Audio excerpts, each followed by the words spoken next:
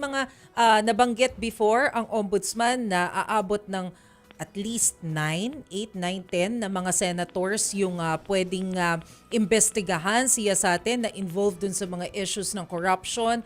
Kasama na nga po dito yung mga flood control issues.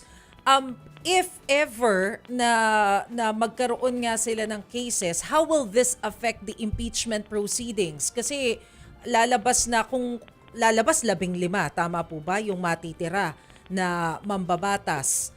Matutuloy pa rin ba ang impeachment proceedings if this happens or nothing to worry as of now? I don't think na we have to worry about it right now kasi hindi naman siguro yung siyam na yon ay puro mga plunder ang cases noon. Baka mga graft and corrupt sila. So bailable. So they can still attend, di ba?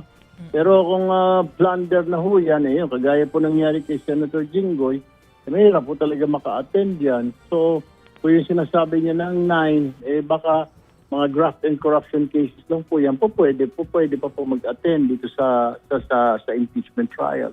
Okay.